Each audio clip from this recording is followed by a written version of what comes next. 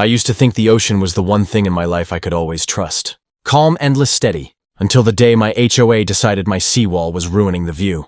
Imagine this, I had spent thousands building a protective wall along the edge of my property. A wall that didn't just guard my home from rising tides, it protected the whole neighborhood. But the HOA? Oh no, they weren't worried about safety. They were worried about sunsets looking less Instagram-worthy. So they came after me, letters, threats, meetings, where they rolled their eyes like I was the crazy one. They said my wall was a violation of community aesthetics. Translation, they cared more about sipping wine on their balconies than keeping the ocean out of their living rooms. At first I fought. I argued, I pleaded, I showed them science and weather data. But entitlement doesn't listen. Entitlement only doubles down. And when they finally tore down my wall, brick by brick, I knew something they didn't. Because when you live by the sea, the ocean always collects its debt.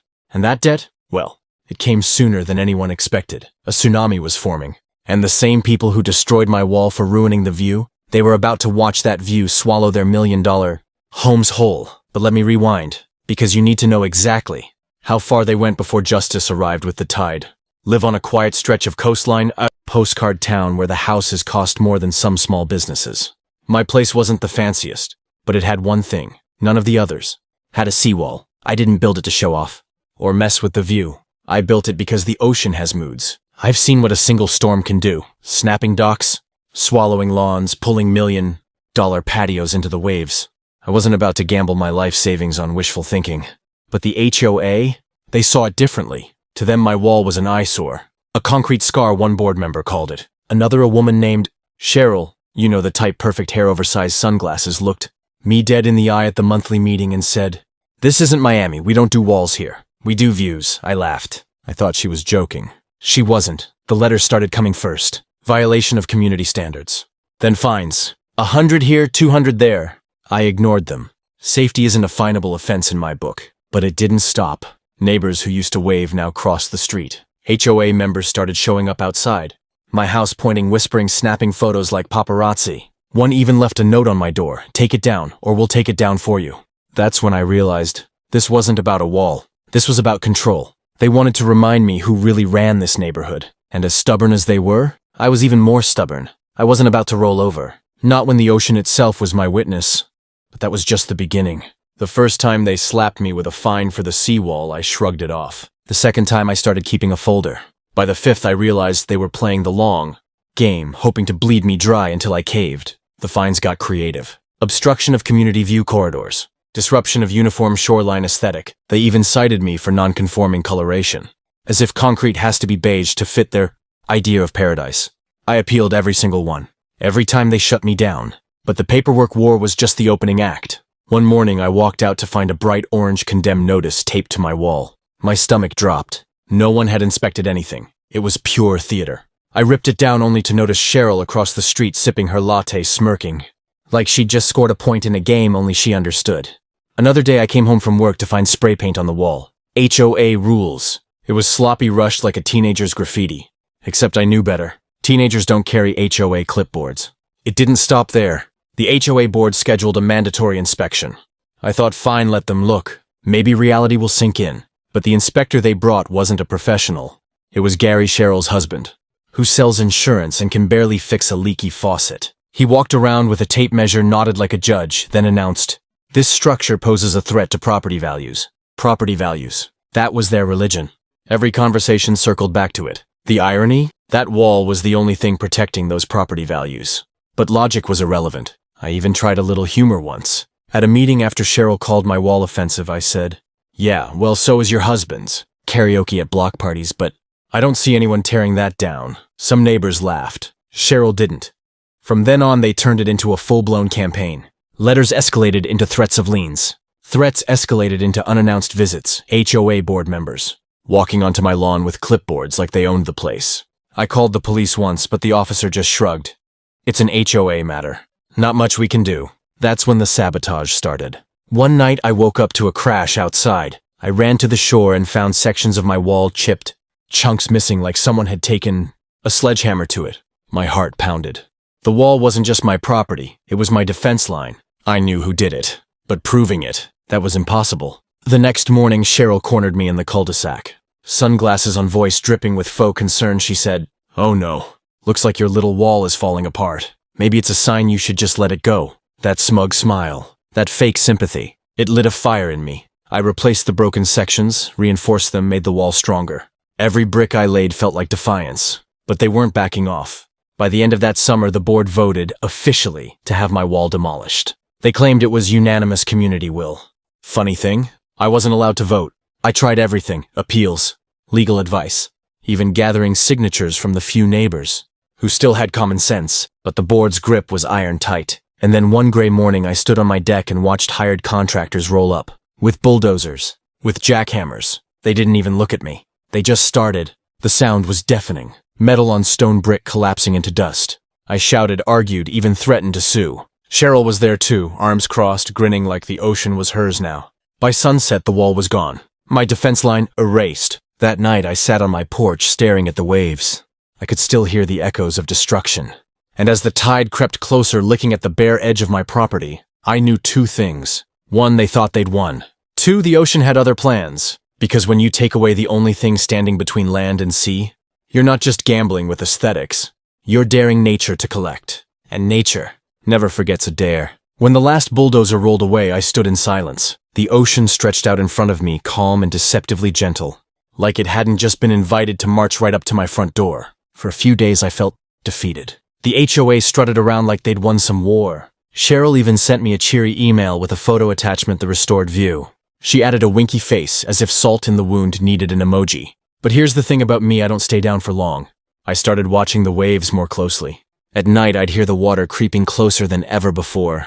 I took photos, videos, evidence of the erosion beginning to eat at my land. Every high tide was like a thief nibbling at the neighborhood's edges. The HOA thought they'd silenced me. In reality, they'd just handed me ammunition. I filed complaints with the city. I sent reports to the county. I even hired a coastal engineer to walk the shoreline with me. He shook his head, whistled low, and said, "That wall was the smartest thing I've seen on this block. Without it, one big storm and these homes are done." Music to my ears. Still, officials moved at a snail's pace, and the HOA kept pretending nothing was wrong. That's when I realized waiting for bureaucracy wouldn't save me. Or them. So I changed tactics. I stopped arguing. I stopped showing up to meetings. When Cheryl lobbed her little insults at me in the cul-de-sac, I just smiled, calm, patient, like I knew something she didn't. Because I did. See, I'd been tracking the weather, and the whispers of something forming out in the Pacific. A storm system. Nothing official yet, but strong enough that the engineers were buzzing about it online. I started preparing quietly. Not with another wall, too obvious, but with sandbags stacked in my garage, waterproofing my basement, moving valuables higher. A subtle fortification. Nothing the HOA could find me for. And while I prepped, I planted seeds of doubt. At the grocery store, I casually mentioned rising water levels. At the coffee shop, I joked loudly about flood insurance premiums.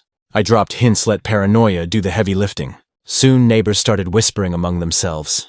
I saw them glance nervously at their own lawns where the ocean seemed a little closer each week. Cheryl tried to squash it, of course. At the next meeting, she laughed it off. "We're fine. Don't listen to fearmongers. Property values remain stable." But her voice wavered. And people noticed. The cracks were forming. One night, I stood outside with the tide rushing against the shore, and a thought hit me like lightning. They destroyed my wall for the view. Fine, let them enjoy it. Because the plan wasn't about rebuilding. The plan was about waiting. Every arrogant smirk, every fine, every brick they stole from me. I knew nature was keeping score. And soon the ocean would make the HOA pay the debt they'd written with their own pride. The only question was how high the bill would be when the waves came crashing in. The storm warnings came first, slipping quietly across news tickers, unusual seismic activity in the Pacific. Then the alerts grew louder. Tsunami watch issued for coastal regions. That night the ocean wasn't calm, it was restless. The air tasted electric, the kind of heaviness that makes even birds go silent. I was ready. Sandbags lined my property like a shield, drains cleared valuables upstairs. My house looked less like a beach cottage and more like a fortress. The HOA, though? They had nothing but their perfect view. Balconies, polished wine glasses clinking as if denial could hold back the sea. When the sirens wailed, neighbors scrambled. Cars reversed out of driveways. People shouted, kids cried. And Cheryl? She stood on her deck in disbelief, clutching her phone like the HOA rulebook was going to stop what was coming. Then it hit. The wave rose on the horizon like a moving mountain. Time slowed. The sound was like a freight train, but deeper, primal, as if the earth itself was exhaling. The first surge slammed against the shoreline, tearing through manicured lawns, snapping fences like twigs. $1 million landscaping? Gone in seconds. Patios crumbled. Pools overflowed with salt water. And then house by house, the water claimed them. The board president's shiny new Audi floated like a toy before vanishing. Gary's unshakable deck split in half and disappeared into foam. And Cheryl, oh Cheryl, screamed as water surged into her perfect, glass-paneled living room, the very view she fought for becoming her undoing. From my elevated porch behind my sandbag defense, I watched it all, calm, almost poetic. Not untouched, no. My yard flooded, my dock ripped away. But my home stood firm. The same engineer who praised my wall was right. Preparation matters. As the water receded hours later, the HOA's dream community looked like a war zone. Homes cracked open like dollhouses. Furniture bobbing in filthy water, the so-called aesthetic reduced to rubble. Neighbors staggered out drenched in shock. No more whispering. No more smirking. Just silence. I caught Cheryl's eye once. Her sunglasses were gone. Her hair plastered to her face. Mascara streaked. She opened her mouth to speak. Maybe to ask for help. Maybe to blame me one last time. I beat her to it. Enjoy the view now? She flinched like I'd slapped her. But I didn't smile. I just turned back toward my house, waterlogged but standing, and shut the door. Justice wasn't about me winning. It was about the ocean reminding them you don't tear down walls without consequences. And that night, every brick they stole from me was paid back in waves. The next morning, I walked the shoreline in silence. The neighborhood looked unrecognizable, like a set from a disaster movie. Shattered glass glittered in the sand. Twisted beams poked out of collapsed walls, and the smell of salt water and splintered wood hung heavy in the air. For the first time in months, no one mentioned property values. No one cared about views. The HOA was gone, drowned not by paperwork, but by their own arrogance. My home wasn't untouched. My dock was gone, my yard a swamp, but the structure stood strong. And I couldn't help but think back to the day they tore down my wall. They celebrated like they'd won a victory for the community. But what they really did was sign their own eviction notice. The irony was almost poetic. They tore down a wall for the view. And that same view ended up being the last thing they saw before their $1 million dreams were washed away. Here's what I learned: when people value appearances over substance, when they chase control instead of common sense. Life, or in this case the ocean, has a way of humbling them. So let me ask you, what would you have done in my place? Built the wall anyway? Lawyered up? Or sat back and let karma do the heavy lifting? Drop your answer in the comments. I read every single one. And if you stuck around to the end, comment "justice served." So I know you felt the wave of satisfaction right along with me, because sometimes the best revenge isn't what you do, it's what you patiently wait for. And in my case, the ocean delivered it.